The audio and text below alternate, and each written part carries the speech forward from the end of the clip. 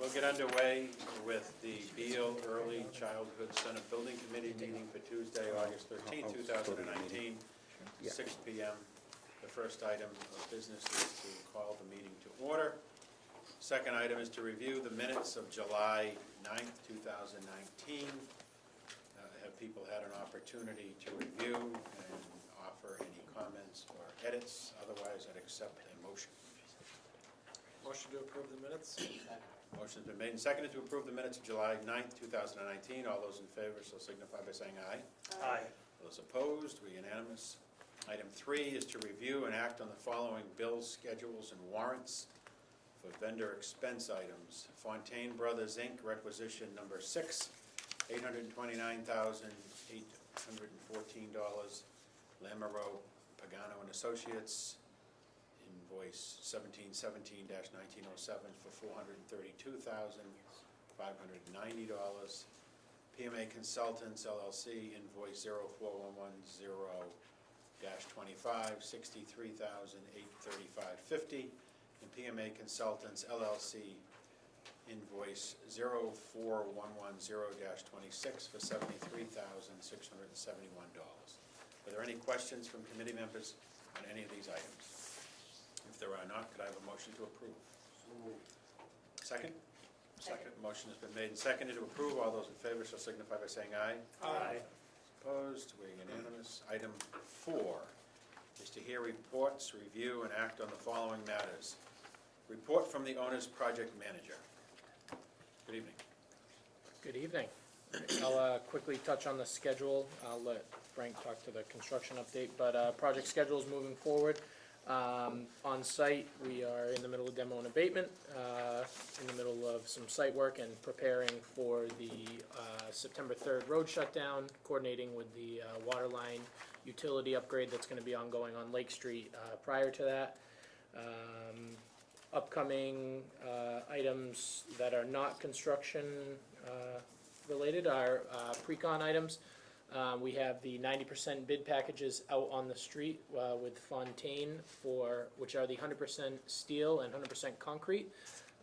We should be expecting a package at the next building committee meeting for the second early bid package, which will get us underway with concrete and steel. Kind of simultaneously with that is the trade contractors RFB. So I'll kind of quickly go over the dates, but PMA's been working with Fontaine, LPA, and with Project Dog. So we'll be doing online hosting for the request for qualifications for the trade contractors. Could you remind us what Project Dog is? Project Dog is an online hosting. It's an e-bidding hosting website. Yep. So there's a couple of them. PMA's found Project Dog to be really helpful. So PMA's worked to get all this stuff in, the central register advertisements in, the combis advertisement went in, the goods and services bulletin went in, newspaper advertisement went in, which are all requirements for the state. RFQ is going to be issued via Project Dog on the 14th. Yep, tomorrow.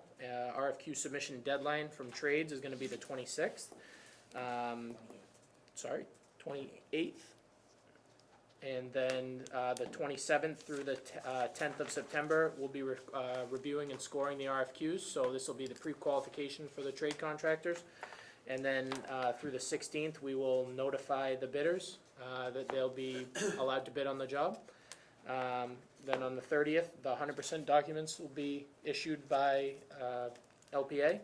They'll be on Project Dog again. Site walk on the 8th.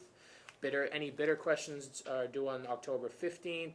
Addendum on the 23rd, if any.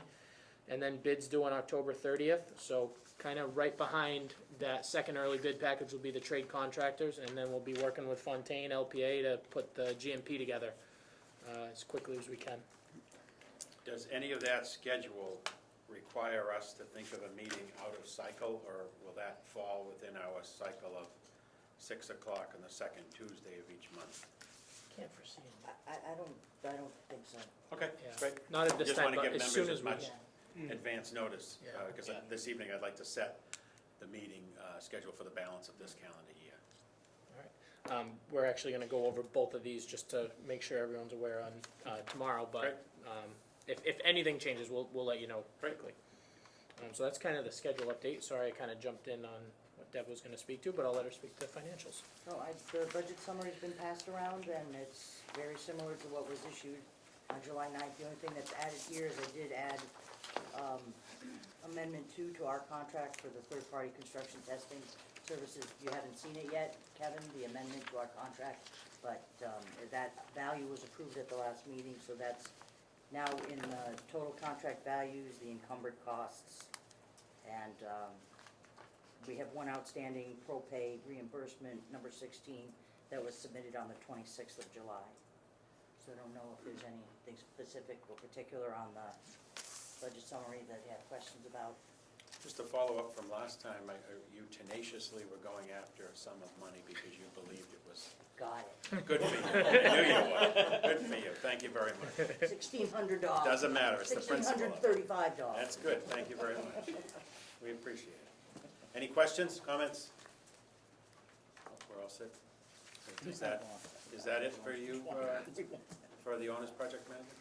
We have one item below, but we'll Yep, but keep for it. now, you're all set? Yep. Okay, report from the architect. Good evening. Just kind of want to give you a quick update. Update. There you go. Hey, picking up my daughter's language at home, clearly, bring it to my meeting with me. Some of you are aware of what we've been doing. We've been meeting further with the school district, other town constituents, and getting more input and just further advancing the design. As mentioned, 90% documents went out. We're shooting to hit end of September for 100% documents, and so we're really kind of on schedule and hitting all the landmark events. Anything concerning you? No, it's going to be great with these early bid packages. I mean, all these talks of tariffs and everything else that people are all concerned about. The steel was always kind of a big one, so we're going to get that number early. It's going to be great to see where it's coming in. We already kind of know the bidders that have pulled documents, which is great, and we'll be able to report at that the next meeting. Okay, We'll good. really know, but I think that's really the only one that's kind of still out there. There's still plenty of competition, plenty of interest, so we feel very comfortable about that right now. Just to kind of give you an update, some of you may or may not recall the site features that we have. We've been working on the Lake Street realignment. It's been going great. Those of you that may have seen the site, you'll see demolitions underway. If you recall, last time we met, we talked a little bit about the construction sign, and we were asked to gather some sample details of what the different materials look like. So these were the two views from either way, and if you recall, we were really just looking at the different materials. Not to be a wise guy, but I couldn't read that if my life depended on it. No, I'm not trying to be a wise guy, but can you guys read that? Or do you know what it says? Yeah, I could too, but if I was coming to my grandchild's, performance there, I don't know that I would see that. Yeah. Well, so it is going to be backlit. So in the evening, it's going to be abundantly clear what it reads. During the day, I think it is probably going to be a little more subtle. I think, it is. How big are the relying letters? on they're actually pretty big. Yeah.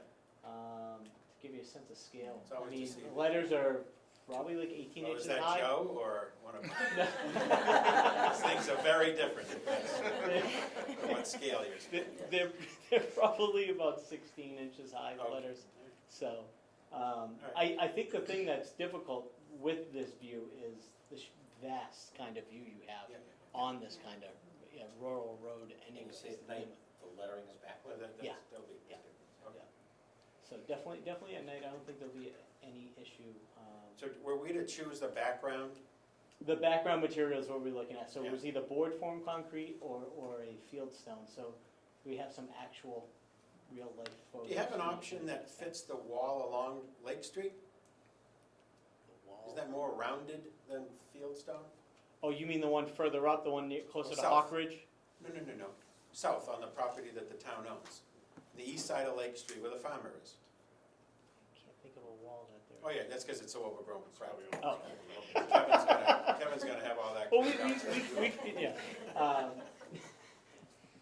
The fieldstone would be more in tune with that. Yeah. I just think the other thing is cold and Boston City Hallish. Okay. That's just one guy's opinion. Yeah. What do people think? I prefer the stone, actually. All right, I think stone carries the day, left side of the room. Okay, Yeah. Val? Okay, there we have it. And just to remind you, the stone will be the same seat wall that's at the outdoor Yeah, great. classroom up by the large beech tree that we're trying to maintain up there, so that will be keeping in line with that. Okay, so we're square on that. And that was pretty simple. So then I included some images for those of you that may not have been able to be at the Beal groundbreaking. We did have some virtual reality experiences that we offered. That was the main entrance, this is the courtyard. I did the live walkthrough of the model the last time we met. These are really just some still grabs from there to kind of just continually remind you guys where we're at, what it looks like, what you can expect. Is that paving or is it something different than paving? This is asphalt, Okay. yep. And there will be, I think it looks different. yes, yes. Yeah. The texture mapping in the That's model fine. gets a little, and there'll be some playful painting markings for the students to play foursquare, hopscotch, run around, track. It'll also help with the flow of traffic. This is kind of showing cars if you guys were having an evening event. And then Natalie is going to take it and talk a little bit about what has been going on with the interior finishes. That's been a newer kind of progression and advancement in the design. Yeah, so we, like Sean said, we met with the school district yesterday to update them on interior design, finishes, color schemes we're working on, so we feel like we're going in a good direction there. So we have a few views to show where we're at. This is showing the main lobby again, looking towards the media center at the end, which has a nice view out to the west, like we've mentioned before. The gym is on your right, music rooms through this corridor on your left.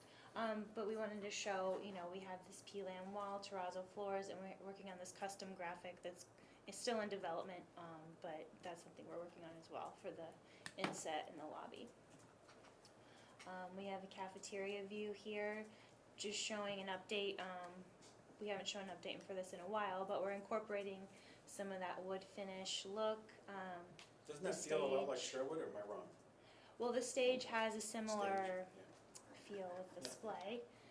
We like to do the display here because it's kind of a shorter space, Yeah. so it makes it kind of feel larger, that stage. And we have a good amount of glazing to let in a lot of natural light in the cafeteria, which was important to us. Yeah. And that's a view south towards the soccer fields, would be right on the main space. When you update my colleagues this evening, would you make sure, I think to the left down that hallway is where the, oh no, go back. Oh, go ahead. Is where the articles from the current Beal School are going to go. If you could just touch on that, Yep, yep. that'd be great, thank you. This is showing the ground level lobby where you come in that lower level entrance from the pickup drop off area. So we wanted to have a fun double height wall that we're developing with some P-lam, some fun colorful acoustic panels, and then incorporating the mural from the current Beal School, which is the Make Your Mark mural. And we have contacted the artist, and he's excited to work with us and incorporate his artwork again. Showing the second level of that space, so it's definitely connecting the two lobbies again on this side, not Really? just the other side. Yeah. This is a typical classroom, and showing, it's very spacious. We have the cubbies incorporated. We don't have lockers in the hallway. We have the cubbies inside the classroom. We have abundant storage under the windows. You can see the wardrobe, the storage, and then the teaching wall here in the front. So this is a very typical classroom here. This is showing our current color schemes we're developing. So each wing would have a different kind of accent color to help with wayfinding for the students as they make their way through each wing. So kind of like Sherwood, but we're kind of trying to, incorporate a range of colors, kind of mixing them within each wing and using some of those natural colors that we're using throughout the school. One other thing that we're proposing to do is rather than having permanent carpeted areas, actually having stackable carpet tiles for the students to use as they're breaking out for floor activities and other things is another concept that we're working with. If you're wondering why you're seeing so much carpet, we're not having carpet all through the building. It's only installed permanently in some selective areas, the media center, the main administration. So those of you that weren't Before we able- move on, Yeah. Keith, what we're putting in the building is what you're comfortable with from a maintenance, long-term use, all that good stuff? Yes, VCT, tile floor. Great, Um, okay. and You don't have any photos of the patterns that you showed yesterday, but they were pretty interesting. You get a little bit of the understanding here in some of them. We're kind of going with like almost like an impressionist kind of palette. There's going to be a lot of mixing of colors, kind of variegated patterning. Kind of get a sense if you maybe get a little bit closer to the screen. But and then we're also dealing with some code things that you may not realize in a playful way. The stripes, as you may or may not know in Sherwood, we have to maintain 2 of at least the 6 stripes open at all times for egress through the space. So it's kind of a play off of that. Not only are we achieving something that keeps these students safe, but it's also something that's fun and playful and helps break down the scale of the space. So we kind of allowed some of the colors to filter through those stripes rather than Sherwood. We had some bigger, bolder kind of color moves. Here it's more of a playful kind of variegated look. And I think the students will be excited about it. And the reinforcement of wayfinding color this days, students this age group, it just really clicks for them. They start to understand right away where they're supposed to be and where they're supposed to go. Sean, it's like a texture in those colors, is that what I can see? Yeah, yep, exactly. And for the most part, we use it very kind of judiciously in the education spaces itself, through corridors or specialty spaces. We try to use the larger splashes of color, but we keep it a little more muted in the classrooms, not to overstimulate the students in too much. Okay. As I mentioned, I think most of you were there, but in case you were there, you get to relive it now. We did have our groundbreaking. It was a great success. I think everybody really got to enjoy the time and see the site as it's starting to open up, and the more and more it continues to open up, I think we'll all get a sense of what's going on. Like I said, we had our virtual reality experience, which is still available to people online. Those of you that want to go, we're not requiring you to give us your email anymore. You can just go on lpaa.com/Beal, and you'll be able to get a look, 3D virtual view, whether you have the goggles or not. You can flip through it and look at what the school looks like. So I'll offer that link up to put on the SPC's website so everyone can just enjoy it. And we'll continue to update it as the design becomes advanced. We were provided a video from the Public Facilities Division that they've procured flyovers for the duration of the project at intervals about twice a month. And they were able to provide us a copy of the file that they received from this past Friday. Actually, yesterday, Sean. Oh, yesterday. That was phone yesterday. Oh, yesterday. So I stand corrected. And as you can get a better sense of what's going on here. So what's really going on is they've starting to strip and stockpile the loam so we can maintain all the kind of good soils that we have in areas.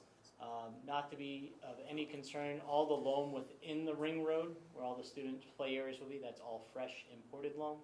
This will be loam that's used on all the other landscaped areas to support all the new grass, trees, shrubs, you name it, growth for establishment. As you can see, the nursery building that was where the temp library was housed is now pretty much wrapped up, demolition and abatement. You can see the ring road as just how far it would carry around that backside. This is where the barn lots were. Those buildings are gone. We were fortunate enough to find a stockpile of farm field stones in the basement of one of the buildings. The whole basement was filled to the brim. So they brought in a crusher. We're crushing it to make structural fill, which has been great because we've had it already tested by a third-party lab, and it meets the dense grade that we need for structural fill, which is huge because those that you may or may not know, that's kind of really where the big cost is when you're inputting soils, is trying to get structural fill. So getting a better sense kind of So that should be a savings to the budget? No, they bid it as they were gonna utilize whatever they could. They could. It was always part of, yeah. The risk was on the contractor when it was bid. So whether they could use something otherwise, they would have had to import it anyways at an even higher cost to themselves. So that's there's always kind of that balance of risk and reward for them. But the video is about 4 minutes long. Unless you have any other further questions, I don't want to steal all Fontaine's thunder, but abatements should be wrapping up the end of this month. You don't want to steal it all, but you will. It's good that you don't want to. Well, as you're seeing it in the video, Yeah. but, so the abatement should be wrapping up shortly, and the buildings will be, I'll let you take it from there. Yeah, so basically, that's better than I could do, you know, picture's worth 1,000 words, but the demolition and abatement is going great. Hope to have that building completely gone by the end of August. Closing the road September 3rd, and then that becomes a big site activity. Yep. And everything's on schedule. If you ask me what concerns me, it's the road. Yeah. I want to get past that, and then I'll feel much better. When do you project having it at a basic elevation? Wood blacktop, you No, talking no, about? no, Oh, even before that. I would say end of October, November, Oh, okay. so. And when is the other water job? The town, just for folks By who the don't 15th. recall, there's But, right, but a if, water line going up from Route 9-ish yes, that then butts this, and because only in America, it was so complicated to try to amend the agreement with MSBA that we had to go with two separate contracts. right. So we've already been in contact with them Okay. to coordinate when they come up. It's a 15th they have? By September 15th. So all you care about is their delivery date of an end I need to connect to them. We're gonna actually go around the site Yep. using the existing line as a bypass. We've already Okay. talked to Andy Truman, and that should help the process. And then they'll do the complete cutover, like at midnight on a Sunday night, Sure. and so be no interruption. All right, great. Anything else? No, it's going really well. We haven't had any major encounters of anything we didn't expect to see. Yep. There's been no oil tanks or asbestos that we didn't know about, so far so good. Great. Kevin, do you have anything to add on the notification of the public regarding the roadways?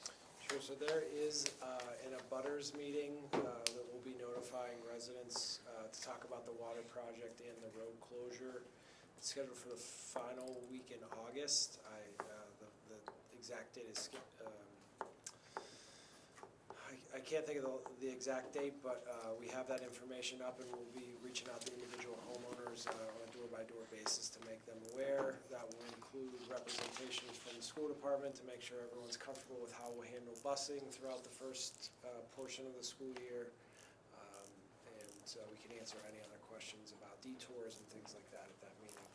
Great. And if I could just add, so just so everyone's aware, so every Wednesday at 10 o'clock, 10:30, we have the weekly construction meeting, and it's attended by Keith and myself and Mr. Collins, Mr. Girardi, most of the folks at the table. So, those meetings are very informative, and, we talk about what's gonna happen for the upcoming 2 weeks and what's going right and how all the submittals and all those things are coming in. So, they've been going very smoothly, and it also gives us all an opportunity to walk the site and see what's going on. Great, thank you very much. Questions, comments regarding the report from the owner's project manager, the architect, or the construction manager? No? Okay, thank you very much. We'll move on to item 5, which is a review of the procedures and schedule for the trade contractor pre-qualification and bidding process, trade contractor request for qualifications, RFQ, and trade contractor request for bids, RFB. Who has 5? Walter, We, actually I, already yeah, we went kinda over went that. through You're that already. comfortable? Yeah, Yeah, sorry. Okay. Did anybody have any follow-up questions? Okay. Item 6, review and vote to recommend HVAC system controls as a proprietary specification to the school committee. Who wants to go over that memo we got? I can go over that. So, as you may or may not recall, we previously identified some items Yep. to be voted on. Due to Mass General Law, if you're gonna go proprietary, you're required to vote on it. And it'll be voted at this level and kicked up to the school committee for their ultimate approval. What is going on right now in town is all the recent overhauls to HVAC systems kind of have a centralized system that can communicate well with each other and your energy management. Sticking with a single system like Johnson Controls that are currently being used is very advantageous moving forward. The caveat I put to that is still good for this project is it's in product only. So it's still competitively bid for people who can purchase that product and then install it. So it's not like the service contract or the person installing it's only going to, Johnson Construction. No, it's only the product they provide. So you'll still get competitive bidding for the installation and maintenance contract. Great, comments, questions? How soon do you need a vote on that? We just would need it completed before 100% documents are published, which would be September 30th. I think we're already coordinated with Patrick for the 4th, and I'll be there, and I think we're actually planning to do a small design update for the school committee on that day. I did, I'm sorry, Go ahead. well, I'll wait till you guys. Okay, very finish good. this item. Yep. Regarding item 6, are there any other questions? If not, I'll accept a motion to recommend the HVAC controls as proprietary specifications to the school committee for their action at upcoming meeting as represented in the August 7, 2019 letter to Ms. Katie Crockett from Kevin Seaman. So moved. Second. Motion's been made and seconded. All those in favor shall signify by saying aye. Aye. Those opposed, very unanimous. Item 6 is an email dated August 6, 2019 from Brian Moss of 16 Ruth Ann Circle. We thank him for his continued input. Item 8 would be to set the date for our next meeting. I have those meetings as 9:10, 10:15, 11:12, and 12:10. Just continuing with our first Tuesday at 6 o'clock, I'm sorry, second Tuesday of each month at 6 o'clock. Sorry, could you repeat those one more time? I doubt it, but I can't even find them. This one in October should be the 8th. Kevin, questions, the October 15th. Let's start at September 10th. And then he says it should be October 8th, and he's correct. I was just testing him to keep our manager on his toes. So that would be the 8th of October, and then November 12th, and December 10th. And obviously, I just want to set that this evening so we're through the holidays, and then we'll continue the same type of schedule into the coming months. But in the event you guys look ahead and see something just as early as we could, get a heads up if we need to alter a meeting date, or if we need a several-hour meeting, what have you, just give us that heads up, please. I actually wanted to add one thing to the schedule, and Sean, if you want to jump in with me on this one. The 90% estimate package Yep. to the MSBA Yep. is going to go on the 22nd of August. Okay. No, The- Less That's the less the estimate. So we do not need a vote for that, correct? No, we do not. Right. So what we plan to do is, the Thursday before our next meeting, we're gonna provide you Yep. the reconciled estimate and all the documents associated with our 90% submission for you guys to see. Yep. We can make our, Just like we did those will last both time. be made available in conjunction. We're gonna make all the documents that we're putting up for the 22nd available now for you guys. But ultimately, I know you guys are relying on people like Keith and Kevin and Pat to, we're dealing with the products and all the specifications and drawings kind of behind the scenes.